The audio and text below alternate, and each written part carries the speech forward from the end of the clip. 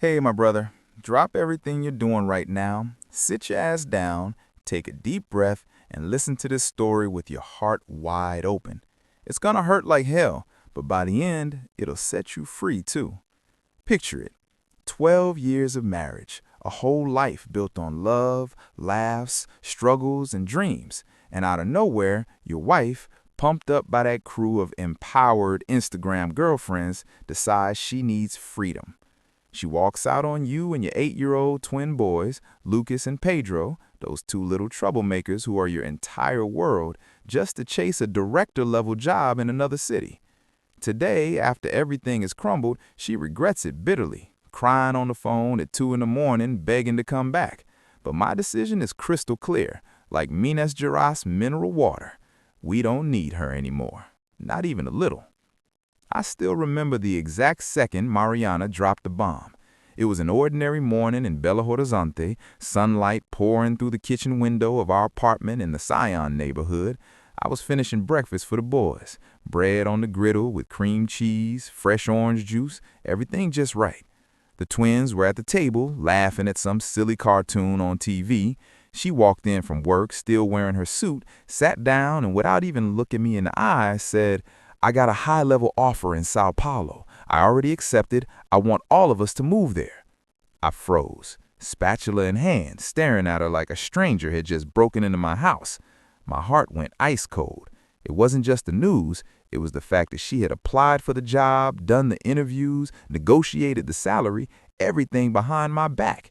12 years together, 10 of them married, and she decided something that would change our kids' lives, our family's life, my entire life, all by herself. Right there, in that moment, the silent collapse of everything we had built with so much sweat began. We weren't some 9 o'clock soap opera couple, but what we had was real. We owned our own house in BH, close to my parents in Mangaberas.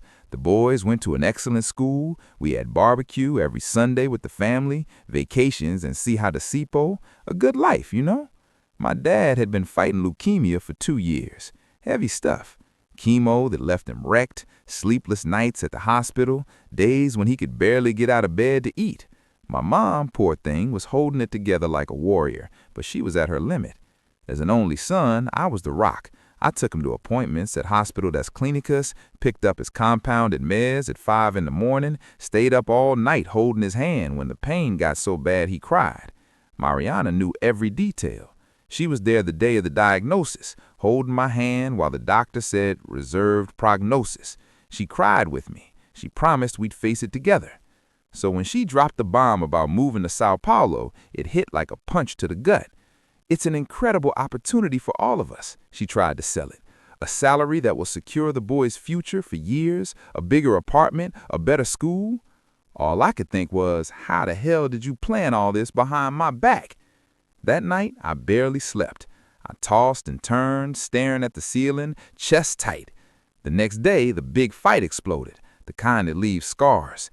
She called me selfish, said I only thought about my family and not her career. I yelled back that she was the selfish one for wanting me to abandon my dying father right now. I lost it, I admit.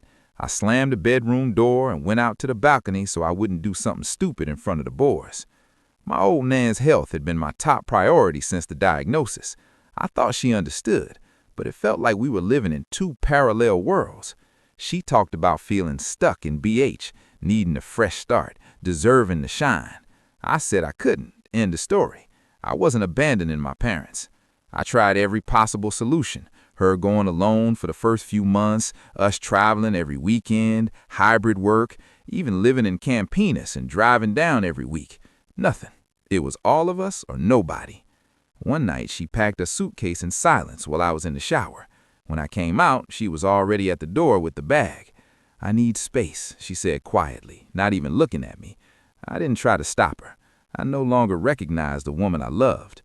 When she came back 4 days later from her parents' house in Contagin, I thought things would get better. Wrong. We walked around the house like two strangers, only speaking when necessary about the boys. Did you take Lucas to the dentist? Did Pedro do his homework? One night, she sat me down on the living room sofa, lights low, and said, "I'm taking the job in Sao Paulo. I'm not asking you to come anymore. Let's try living separately. Me in my new apartment in Sao Paulo, you here with the boys, I'll come back on the weekends. It sounded like a mature arrangement, but for me, it was the beginning of the end. I could feel in my bones that she had chosen her career over the family. We fought again, this time with tears. I'm not abandoning you. I'm just doing something for myself for the first time in my life, she cried. I answered, voice hoarse, marriage isn't you and me, Mariana. It's us. It has always been us. It didn't matter. She was decided, her eyes shining with that illusion of freedom. I ended up giving in. I convinced myself it was temporary, that time would cool heads, that we'd come back stronger. But deep in my chest, I knew something fundamental had broken. She packed her bags on a rainy Saturday, the boys crying and clinging to her legs. I helped carry the boxes to the car, throat closed tight. She moved into her new shiny apartment in Pinheiro, Sao Paulo. The first few weekends she came back as promised. The twins were ecstatic. They jumped on her neck, showed her their school drawings, told her every detail of their day. I pretended everything was fine, smiled, grilled meat, but inside it was hell. Those weekends felt fake, hurried, everyone playing a role. During the week, I held down the fort alone. Wake up at 6 a.m., pack lunches, drop them at school, pick them up, homework, dinner at the table, the mac and chicken they love, bath, bedtime story, the same Peppa Pig one Pedro always asked for. But the boys felt the emptiness. Daddy, when is Mommy coming home for good? Lucas would ask with those sad little eyes. I didn't have a good answer. I'd say, she's working a lot, son, but even an 8-year-old knows when his mom disappears. The calls thinned out fast. First, every night, how was the boy's day? Then, twice a week. Then it was the one calling, and it went to voicemail. When she did answer, it was short, dry, impatient. I'm in a meeting. I'll call you later. With the boys, it was worse. 2 minutes of, everything good, my love? Did you eat properly? And, bye, I'm tired from the flight. I saw the disappointment on their little faces, the way Pedro hugged his teddy bear tighter after the call. It hurt like a motherfucker. I was there holding everything, work, house, school, grandpa's doctor appointments, while she was living her new life in Sao Paulo, posting stories of happy hour with her new friends. And that, my brother, is how a 12-year marriage, a home, and a family got destroyed by someone chasing freedom that turned out to be just another cage. Today, she cries and begs, but the door is closed. The boys and I are healing, building something real again. And you know what? We're going to be just fine, better than fine, because sometimes the strongest thing a man can do is say, enough, we don't need her anymore. Hey, my brother. The biggest blow came exactly 4 months later. She showed up on a sunny Saturday, but she was already different. Distant eyes, forced smile, like she was carrying an invisible weight. We spent the day like normal. Park with the boys, ice cream and savasi. That night, after the twins fell asleep, she handed me a thick stack of papers across the kitchen table. Divorce papers. I can't do this anymore, Rodrigo. I need to be happy. Just like that. No warning, no therapy, no final conversation. I was destroyed. 12 years thrown away like an overdue electricity bill. I didn't have the strength to fight. I signed everything with my hands shaking. After the divorce, I started connecting the dots. She had gotten close again to Vanessa, that high school friend I never could stand. Vanessa was the classic type, independent, bad-mouthing every man on the planet, always surrounded by other women who had ditched rich husbands, kept the kids, and now lived off fat alimony, flexing trips to Fernando de Noronha as female freedom. Mariana would come back from weekends talking about them like they were goddesses. They're strong single moms, living life on their own terms, not depending on anyone.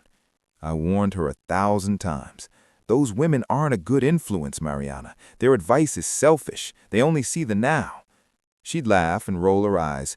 You're judging without knowing them, Rodrigo. They get me. But the influence grew like weeds. When the divorce came through, she admitted it later, drunk on a phone call. Vanessa and the group had pushed hard. You deserve to be happy, girl. He's holding you back. Family is a prison. Drop it and fly high. 12 years of marriage became an obstacle, old skin to shed. She believed it. She believed it so much she signed the papers without blinking. After the divorce, reality hit her like a truck. She stopped talking about her friends with that sparkle in her eyes. She started looking lonely. One day at 2:17 in the morning, the phone rang. It was her, voice cracking, crying so hard she could barely speak. "I made the biggest mistake of my life, Rodrigo." She told me everything. Life in Sao Paulo was a huge empty void. The dream job was a nightmare. Company in crisis, 30% salary cut, impossible targets, toxic bosses. She tried dating, 3 guys from apps, but every date ended with her comparing them to us. None of them have your patience. None make coffee for the boys the way you do. She admitted the friends vanished the moment she really needed a shoulder. They only wanted to validate their own bad choices. They didn't care about me. When I fell, nobody showed up. Then came the punch I never saw coming. She wanted to come back, not just for the boys. She wanted to come back to me, to the house, to the life she threw away. "I miss our routine, the stability, waking up next to you. I want to try again." I listened in silence, tears rolling down my face. But when she finished, only anger came out. "You made your choice, Mariana. You listened to people who didn't really love you, and now you want me to clean up the mess. We don't need you anymore. Me and the boys are fine without you." She cried even harder, begged, said she'd do therapy, quit everything. I repeated, "No, it's over." When I hung up the phone, I felt a strange mix of deep rage and massive relief. Rage because she thought she could just walk back in like nothing had happened, like the months of pain the boys went through could be erased with a sorry. Relief because for the first time in over a year, I felt like I had control of my life again. The next day, her parents bombarded me with messages. "You were too harsh. She's devastated." But I had been understanding for years. Enough of being the guy who always understands, who always holds it together. After that call, something inside me changed forever. I accepted that nothing would ever go back to the way it was, and honestly, I didn't want it to. I poured 100% into the boys. I woke up early to make special omelets on weekends, took them fishing on the Rio das Velhas, signed them both up for Cruzeiro Soccer Academy.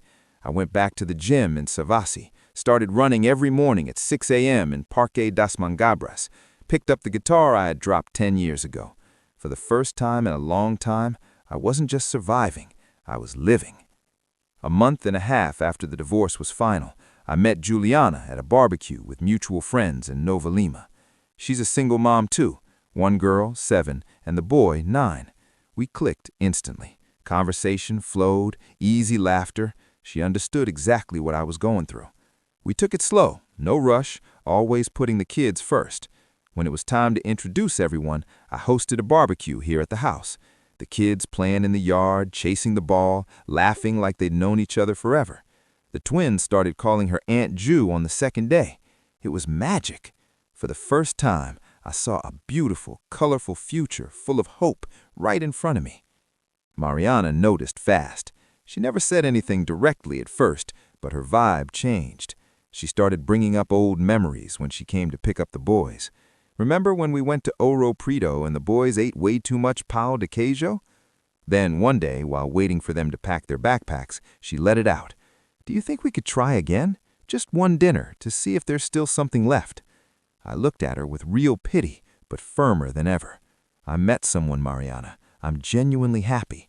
I don't think going back would be good for anyone. Not for me, not for the boys, not for you." She cried quietly, but accepted it. She even said, "I'm happy for you," and I believe she meant it, even though it hurt like hell. That conversation was tough, but necessary.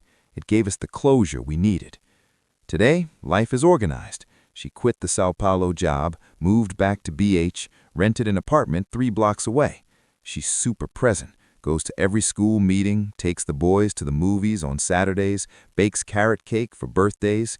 The twins are lighter, smile more, sleep better. They don't understand everything that happened between us, and I'll never burden them with the heavy details. For them, it's enough to know that Mom and Dad respect each other and the family still exists, just in a different way. My dad, thank God, and the doctors at Hospital das Clínicas is responding amazingly to the new treatment. He can already walk in the park, even played ball with the grandkids last Sunday. My mom is smiling for real again. I'm good. Juliana and I are building something beautiful, slowly, with respect and maturity. The 4 kids get along great. They already asked to sleep over at each other's houses. The lesson I leave for you watching right now, my brother, is deep. Family isn't a prison. Family is roots.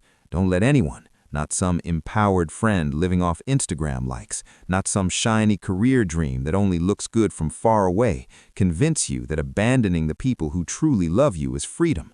Real freedom is choosing to stay when it's hard. It's putting first the ones who really matter when the world is falling apart. Listen to the people who truly love you, not the ones who get applause for selling loneliness as victory. Take care of your kids. Take care of yourself. The rest, time will put in its right place. If you're going through something similar, divorce, emotional betrayal, toxic influence, someone else's regret, take a deep breath. Hold your head high. You're not alone. I'm here, alive, whole, happy, rebuilding, and you can too. Thanks a lot for listening all the way to the end of this real, raw story of ours. If it touched your heart, drop a big like, comment strength down below, share it with the brother or sister who needs to hear it. Hit the bell so you don't miss the next videos. A big hug from Belo Horizonte with a lot of love. Stay with God. Until next time, we're in this together.